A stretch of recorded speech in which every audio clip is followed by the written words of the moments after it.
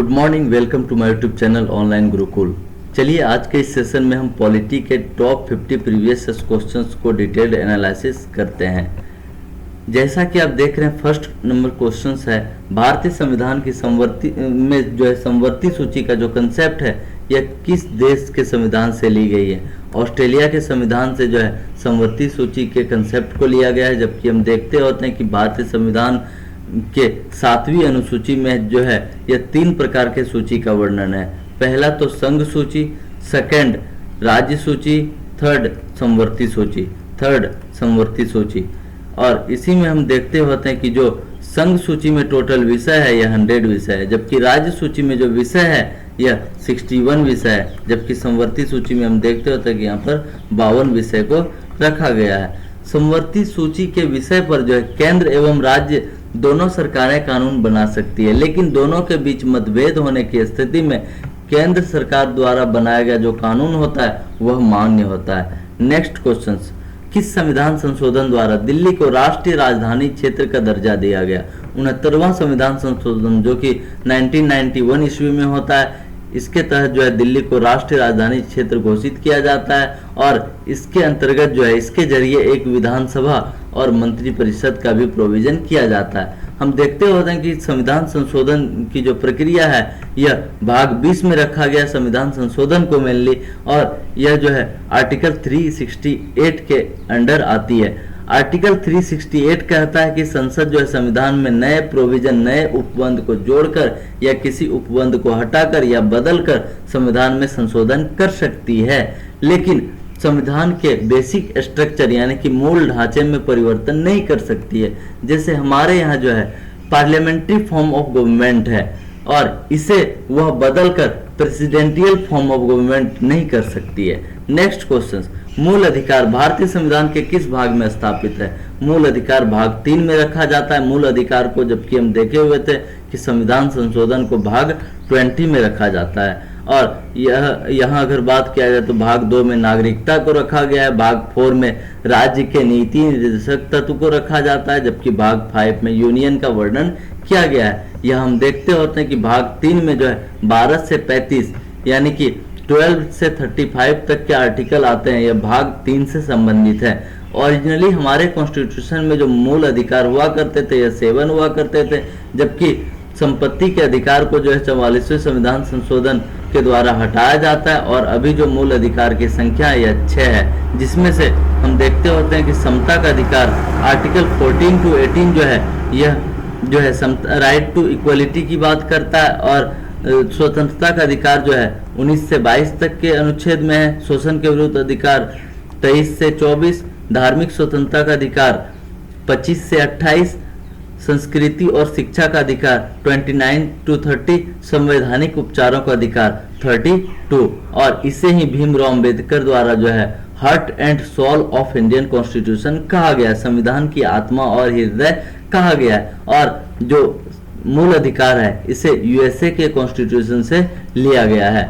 Next question, पंचायती राज प्रणाली पहले किन 2 राज्यों में लागू की गई थी। अगर यहाँ पर बात किया जाए तो सबसे पहले जो लागू करने वाला स्टेट है, इम्प्लीमेंटेशन जो किया गया था यह राजस्थान के द्वारा किया गया था 2 अक्टूबर 1959 ईस्वी को। उस समय प्रधानमंत्री जवाहरलाल नेहरू हुआ करते थे। राजस्थान के नागौर जिले से प्रारंभ होता है। इसके बाद जो लागू करने वाला स्टेट है यह आंध्र प्रदेश है, नवंबर 1959 ईस्वी को। 73वें संविधान संशोधन 1992 ईस्वी में होता है। इसके द्वारा जो है जो पंचायती राज प्रणाली है इसे कॉन्स्टिट्यूशनल बॉडी के रूप में जो है स्टेब्लिश किया जाता है। नेक्स्ट, मुख्यमंत्री की नियुक्ति की जाती है। मुख्यमंत्री की नियुक्ति राज्यपाल के द्वारा अनुच्छेद 164 के तहत की जाती है, और हम देखते होते हैं कि अन्य मंत्रियों की नियुक्ति जो है राज्यपाल मुख्यमंत्री की सलाह पर करता है। नेक्स्ट क्वेश्चन, भारतीय संविधान में मौलिक कर्तव्य जो है कब स्टैब्लिश किए गए। मौलिक कर्तव्य को कब रखा गया, तो 42वें संविधान 1976 ईस्वी में फंडामेंटल ड्यूटीज को रखा गया, जबकि भाग 4 में था राज्य के नीति निर्देशक तत्व, जबकि भाग 4A में जो है मौलिक कर्तव्य को रखा गया 42वें संविधान संशोधन 1976 के द्वारा, और इसे आर्टिकल 51A में जो है रखा जाता है, और जो टोटल मौलिक कर्तव्यों की संख्या है वह 11 है। 42वें संविधान संशोधन 1976 ईस्वी में जो मौलिक कर्तव्य थे यह 10 हुआ करते थे, जबकि 86वें संविधान संशोधन 2002 के जरिए जो है एक और मौलिक कर्तव्य को शामिल कर लिया जाता है और टोटल जो मौलिक कर्तव्यों की संख्या हो जाती है 11 हो जाती है और इसे रूस के संविधान से लिया गया है। नेक्स्ट क्वेश्चन, संविधान में मौलिक कर्तव्य किस संशोधन द्वारा जोड़े गए? हम अभी देखे हुए थे 42वें संविधान संशोधन 1976 ईस्वी। निम्नलिखित में से कौन सा अनुच्छेद समता का अधिकार, हम देखे हुए थे कि जो राइट टू इक्वलिटी की बात करता है, जो मौलिक अधिकार है 6 प्रकार के मौलिक अधिकार है, उसमें से जो राइट टू इक्वलिटी की बात करता है आर्टिकल 14 टू 18 और यहीं पर हम देखते होते हैं कि विधि के समक्ष जो समता का अधिकार है यह आर्टिकल 14 में रखा गया है। नेक्स्ट क्वेश्चन, भारतीय संविधान का अनुच्छेद 19 जो है प्रदान करता है, अनुच्छेद 19 जो है 6 प्रकार के स्वतंत्रता का उल्लेख करता है, 6 प्रकार के स्वतंत्रता का उल्लेख करता है। राइट टू लिबर्टी में हम देखते होते हैं कि 6 प्रकार की स्वतंत्रता है, वाक स्वतंत्रता और अभिव्यक्ति राइट टू एक्सप्रेशन की स्वतंत्रता होगी, शांतिपूर्वक सम्मेलन सभा की बनाने की स्वतंत्रता होगी, संगम या संघ बनाने की स्वतंत्रता होगी, भारत के राज्य क्षेत्र में कहीं भी आप घूम सकते हैं यानी कि सर्वत्र आबाद विचरण की स्वतंत्रता, भारत के राज्य क्षेत्र के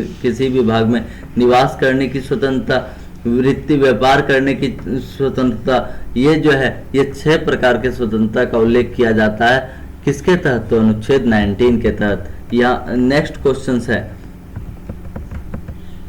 निम्नलिखित में से किसको संविधान द्वारा मौलिक अधिकारों को लागू करने की शक्ति दी गई है? हम देखते होते हैं कि सर्वोच्च न्यायालय और उच्च न्यायालय को जो है मौलिक अधिकारों को लागू करने की शक्ति दी गई है और मूल अधिकार का अगर उल्लंघन किया जाता है किसी के द्वारा तो फिर न्यायालय कहीं ना कहीं वहां पर न्यायिक पुनर्विलोकन की शक्ति का प्रयोग करती है और यह जो है शक्ति उच्चतम न्यायालय को अनुच्छेद 32 के तहत दी जाती है, जबकि उच्च न्यायालय को आर्टिकल 226 के तहत जो है जुडिशियल रिव्यू की जो शक्ति है यह दी जाती है। और यहाँ हम देखते होते हैं कि अपनी इस शक्ति के अधीन जो है उच्चतम न्यायालय एवं उच्च न्यायालय विधानमंडलों द्वारा पारित ऐसे किसी भी अधिनियम को असंवैधानिक घोषित कर सकते हैं जो संविधान के भाग 3 मूल अधिकार में दिए गए किसी भी उपबंध की असंगति में है। यानी कि मूल अधिकार को अगर कम करता हो, कोई ऐसा कानून संसद बनाया हो तो उसे जो है शून्य घोषित किया जा सकता है। किसके द्वारा? तो सुप्रीम कोर्ट के द्वारा। नेक्स्ट क्वेश्चन, भारत के संविधान का निम्नलिखित में कौन सा अनुच्छेद प्रेस की स्वतंत्रता से संबंधित है? प्रेस की स्वतंत्रता से जो संबंधित अनुच्छेद है यह आर्टिकल 19 है। प्रेस की स्वतंत्रता का उल्लेख प्रत्यक्ष रूप से संविधान में नहीं किया गया है, जबकि जो है 19 के जो क्लाउज 1 का क है उसमें वर्णित वाक स्वतंत्रता और राइट टू एक्सप्रेशन का जो अभिव्यक्ति की स्वतंत्रता है इसी में इसको निहित माना गया है न्यायालय के द्वारा। संविधान के किस प्रावधान द्वारा छुआछूत का अंत का प्रावधान किया गया? यह आर्टिकल 17 जो कि राइट टू इक्वलिटी की बात करता है, आर्टिकल 14 टू 18। नेक्स्ट क्वेश्चन, संपत्ति के अधिकार को मौलिक अधिकारों की सूची से किसके शासनकाल के दौरान हटाया गया?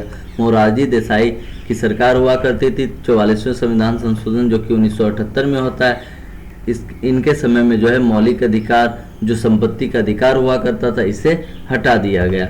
नेक्स्ट क्वेश्चन, भारत के संविधान में शामिल जो राज्य के नीति निर्देशक तत्व है का अवधारणा किस देश के संविधान से ली गई है? आयरलैंड के कॉन्स्टिट्यूशन से ली गई है, जो कि आर्टिकल 36 से 51 तक जो है यह है राज्य के नीति निर्देशक तत्व और इसे रखा जाता है भाग 4 में। यहीं पर अगर बात किया जाए ऑस्ट्रेलिया से समवर्ती सूची ली गई है, यूएसए से फंडामेंटल राइट ली गई है, जबकि कनाडा से संघीय व्यवस्था की अवधारणा कंसेप्ट ली गई है। नेक्स्ट क्वेश्चन, संविधान का कौन सा भाग राज्य के नीति निर्देशक तत्व से संबंधित है? तो भाग 4 हम देखते होते हैं कि राज्य के नीति निर्देशक तत्व से संबंधित है।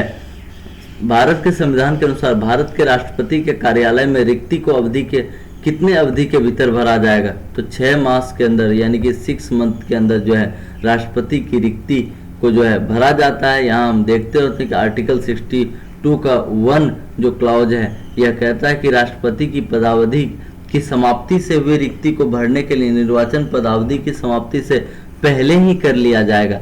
राष्ट्रपति अपनी उनका टर्म समाप्त होगा,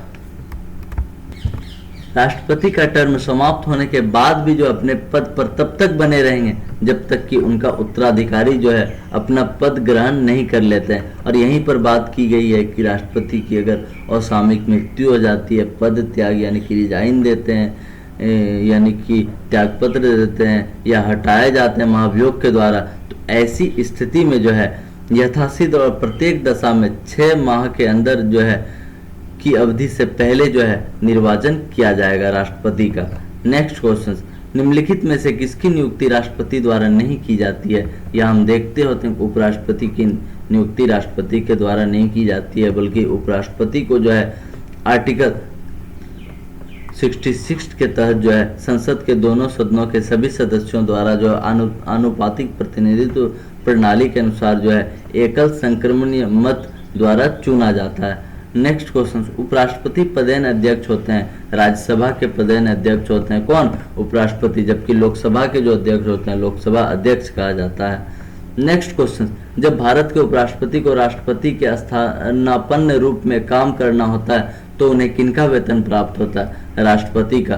तो उन्हें जो है अगर उपराष्ट्रपति राष्ट्रपति के जगह पर काम कर रहे हैं तो राष्ट्रपति के वेतन भत्तों एवं विशेषाधिकार यानी कि प्रिविलेजेज का जो हकदार होता है वह उपराष्ट्रपति होता है। नेक्स्ट क्वेश्चन, राज्यसभा के सदस्य का निर्वाचन कितनी अवधि के लिए की जाती है? राज्यसभा के सदस्य का निर्वाचन जो है 6 वर्ष के लिए की जाती है। टोटल जो राज्यसभा की अधिकतम सदस्य संख्या होती है 250 होती है, जबकि 238 जो है यह निर्वाचित सभी राज्यों से, राज्य और संघ क्षेत्रों से, जबकि 12 जो मेंबर होते हैं ये मनोनीत होते हैं किनके द्वारा? राष्ट्रपति के द्वारा। हम देखते होते हैं कि राज्यसभा जो है यह अस्थायी सदन है।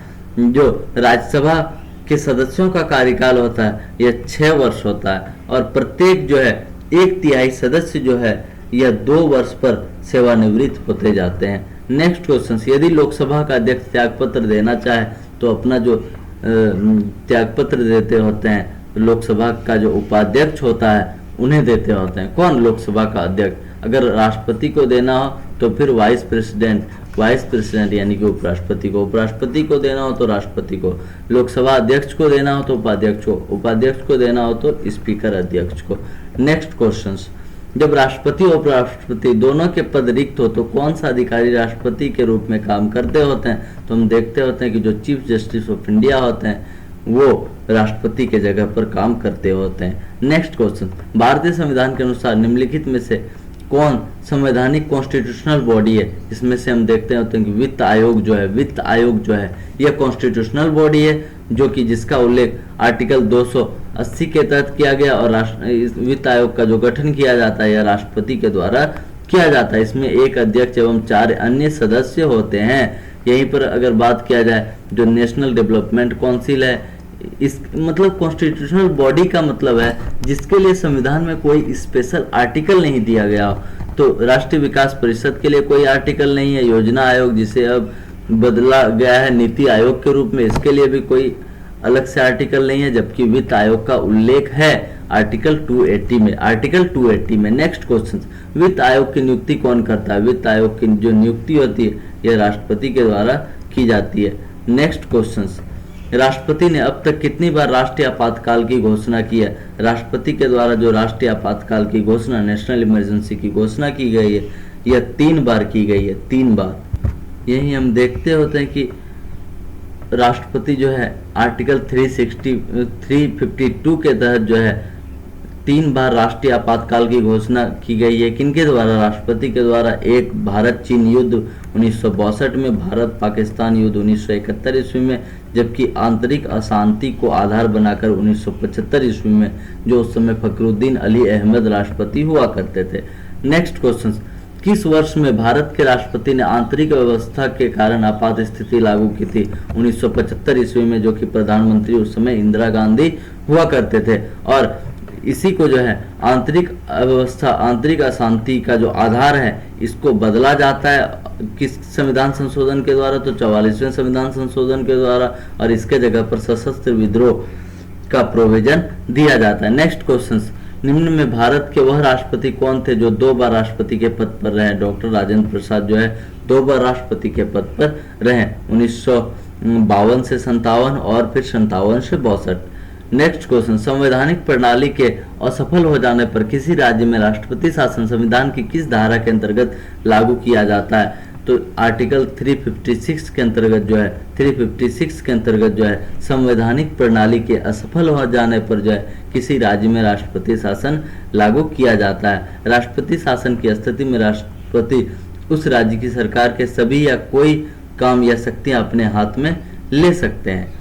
भारत के राष्ट्रपति पर महाभियोग की जो विधि है यह यूएसए के कॉन्स्टिट्यूशन, संयुक्त राज्य अमेरिका के कॉन्स्टिट्यूशन से ली गई है और आर्टिकल